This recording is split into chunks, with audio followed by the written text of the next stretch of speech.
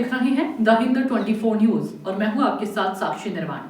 आइए नजर डालते हैं आज की कुछ बड़ी खबरों की ओर। शंकराचार्य स्वामी अविमुक्तेश्वरानंद और उनके शिष्य मुकुंदानंद व 2 से 3 अज्ञात पर झूसी थाने में दर्ज हुआ केस, जिसपे प्रगतिशील समाज पार्टी के युवा नेता अजीत कुमार पटेल कड़ा विरोध जताया और कहा कि बटुक ब्राह्मणों की शिखा का अपमान कर शंकराचार्य से शंकराचार्य होने का सबूत मांगा जा रहा है।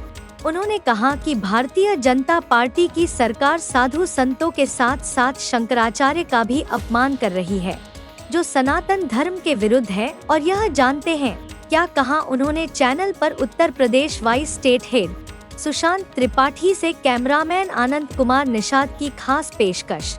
2027 का जो है बिल्कुल बच चुका है। बड़ी बड़ी राजनीतिक पार्टियां शुरू हो चुकी हैं चुनावी अभियान में। बड़ा विषय है 2027 का चुनाव, जो अपने में बड़ा महत्वपूर्ण है, जहां बीजेपी सरकार लगातार नए नए कार्यक्रमों का आयोजन कर रही है, भ्रष्टाचार अभियान चला रही है। वही हमारे साथ आज हैं प्रगतिशील समाज पार्टी के नेता, उनसे बात होगी आगामी विधानसभा चुनाव पर। कुछ सवालें होंगे, उनका जवाब इनसे लिया जाएगा, उस पर चर्चा करेंगे हम प्रदेश अध्यक्ष प्रगतिशील समाज पार्टी के अजीत कुमार पटेल जी से, जो कि बड़ा विषय हो गया ये पार्टी। जी नमस्कार। नमस्कार, बहुत बहुत आपको बधाइयाँ और शुभकामनाएं। 24 जी भाई सुशांत त्रिपाठी जी, जैसा कि आपका प्रश्न है कि आगामी समान विधानसभा है 2027 का, लगभग 10 महीने बचे हैं शेष है।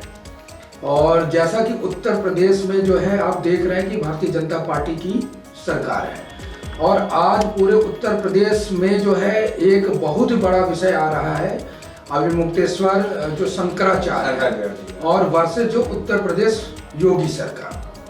सबसे पहले मैं बता दूं कि उत्तर प्रदेश में जो आपका माघ मेला का ये स्नान था, शाही स्नान था, इस स्नान में जो है शंकराचार्य महाराज जी को जिस तरीके से उनके जो भी सन्यासी अखाड़े के जो अनुयायी थे और महंत थे और ब्राह्मण थे, जिस तरीके से उत्तर प्रदेश की पुलिस ने, प्रयागराज की पुलिस ने उनके साथ जो है भेदभाव और ये उन्होंने जो असमानता का रूप अपनाया है और आपराधिक रूप अपनाया है, चोटियां पकड़ करके बटुक जो भी हमारे ब्राह्मण हैं।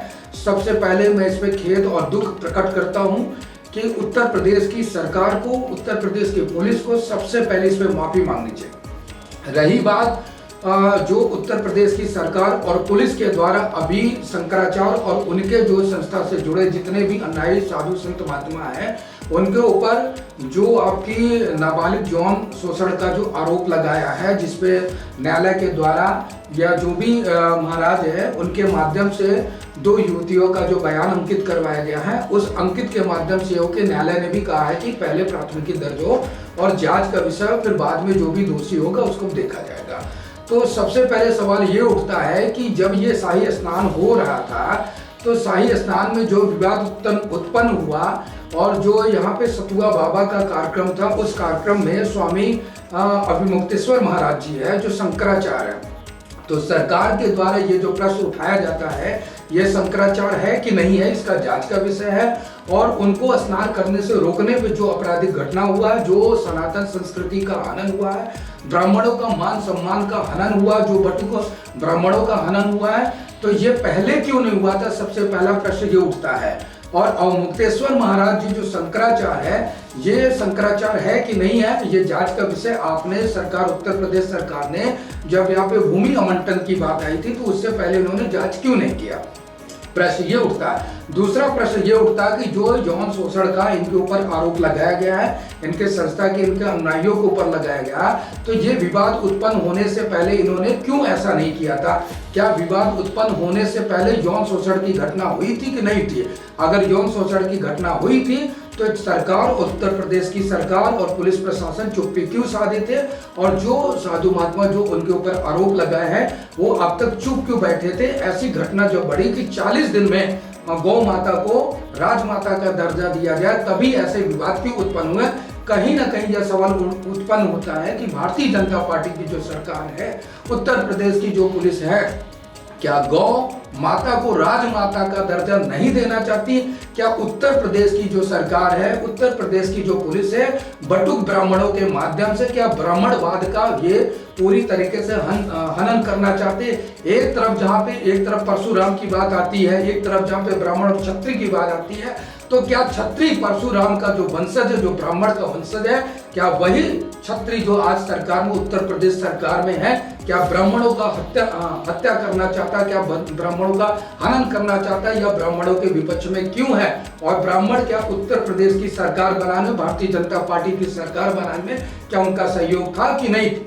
रही बात यूजीसी की बात, तो यूजीसी बात जाति जनगणना करवा लेगी, और जाति जनगणना के अलावा आप एक जाति जनगणना के अलावा गरीबी कौन व्यक्ति किस जाति समुदाय का है, गरीबी आर्थिक स्थिति के अनुसार उनकी गणना करवा ली जाए। जो भी सरकार की तरफ से या किसी भी तरीके से आर्थिक लाभ है, वो आप आर्थिक योग्यता के अनुसार उनकी गणना करवाए। हम यूजीसी के पक्ष और विपक्ष की बात नहीं करते, हम किसी के न्याय की बात करते, आर्थिक समुदाय की बात करते, आर्थिक स्थिति की बात करते हैं। तो आर्थिक स्थिति जो किसी भी तरीके से कमजोर है, कोई भी जाति समुदाय का, उसका लाभ मिलना चाहिए। और रही बात हमारी 2027 जो विधानसभा का है, तो एक एक जो बूथ का कार्यकर्ता है वो चुनाव जिताने का काम करता है। और मैं पूरे उत्तर प्रदेश में प्रगतिशील समाज पार्टी का मैं प्रदेश अध्यक्ष होने के नाते संगठन मजबूत करने का कार्य चल रहा है, और बहुत ही जल्दी उत्तर प्रदेश की जो 403 विधानसभा की जो सीटें हैं, हम जल्दी शीघ्र अतिशीघ्र प्रत्याशियों को उतारेंगे और पूर्ण बहुमत के साथ अपने ही स्वतंत्र रूप से जो है प्रगतिशील समाज पार्टी के बैनर तले सरकार बनाने का एक लक्ष्य बना करके चल रहे हैं। पटेल साहब, अभी आपने बताया कि शंकराचार्य का बड़ा विषय है पूरे भारत में जी, क्या ये पूरी कोई रणनीति थी? जी, शंकराचार्य का ये बहुत बड़ा विषय है। इसमें भारतीय जनता पार्टी एक रणनीति है। जिस तरह के भारतीय जनता पार्टी का ये है, वो हिंदूवाद का लाते हैं, मुस्लिमवाद का लाते हैं, और जाति इन्होंने गणना किया, जाति किसी तरह का मतभेद करते हैं। जिस तरीके से 1600 ईस्वी में ईस्ट इंडिया कंपनी आई थी, साम्राज्यवाद और पूंजीवाद का विस्तार किया, तो उसी तरह के भारतीय जनता पार्टी का एक लक्ष्य है कि हिंदू बनाम मुस्लिम का हम करें। और जिस तरीके से ब्राह्मणों का रुझान देख रहा है कि सनातन संस्कृति की तरफ रुझान है, तो सनातन संस्कृति की कहीं सरकार ना बन जाए, और इस तरीके से डर की वजह से ये सनातन संस्कृति का हनन करने के लिए, पतन करने के लिए अवमुक्तेश्वर महाराज जो शंकराचार्य है, जो एक ब्राह्मण है, और उनके साथ ब्राह्मण कुल का नाश करने के लिए ये सरकार इस तरीके से योजनाबद्ध तरीके से ये कार्य कर रही। और कहीं ना कहीं यही ब्राह्मण उत्तर प्रदेश में भी भारतीय जनता पार्टी को और केंद्र में भारतीय जनता पार्टी को कार्ड फेंक करके दिखा देंगे कि ब्राह्मण जो है एक राजनीतिक सत्ता लाई भारतीय जनता पार्टी को, ब्राह्मणों का अपमान हुआ तो ब्राह्मण इसका बदला लेके दिखा देंगे। ब्राह्मण है, ब्राह्मण एक बदलाव लाएगा, ब्राह्मण शंकराचार्य जी हैं, सारी बातें मान है, लेकिन जिस तरह से कृत्य किया गया, आपकी पार्टी उसका विरोध नहीं किया आज तक चैनल पर, क्या कहना? जी, लगातार आपके माध्यम से और तमाम ऐसे माध्यम हैं जिनके माध्यम से लगातार जो अवमुक्तेश्वर महाराज शंकराचार्य है, उनके पक्ष में पार्टी लगातार रुझानों में साथ में है। और पार्टी जहां तक रही बात पक्ष और विपक्ष की, तो पार्टी ये देखती कि समानता किसके साथ है, किसी के साथ अपराध ना किया जाए, किसी के साथ पक्षपात ना किया जाए, किसी के साथ भेदभाव ना किया जाए, सबका विकास, सबका साथ, सबका रोजगार मिले। तो पार्टी इस मुद्दे में हमेशा लगातार चलती। जहां तक रही बात स्वामी अवमुक्तेश्वर महाराज का, तो एक ब्राह्मण है, ब्राह्मण के साथ साथ वो सनातन संस्कृति के धर्म रक्षक भी है और धर्म के अनुयायी है। तो उनका सम्मान ही हमारे लिए सर्वोपरि है। जब उनका सम्मान नहीं, तो देश में हिंदुओं का सम्मान है, सनातन संस्कृति का सम्मान है, और ब्राह्मण हमारे लिए पूजनीय है। आज भी थे, सनातन संस्कृति में थे, आजीवन रहेंगे। और ब्राह्मणों के ऊपर जो यज्ञ किया गया है, चाहे उत्तर प्रदेश की सरकार, चाहे भारतीय जनता पार्टी की सरकार, चाहे केंद्र की हो, चाहे आपकी योगी की हो, चाहे मोदी की हो, या किसी भी तरीके की कोई सरकार है, हम कतई बर्दाश्त नहीं करते हैं।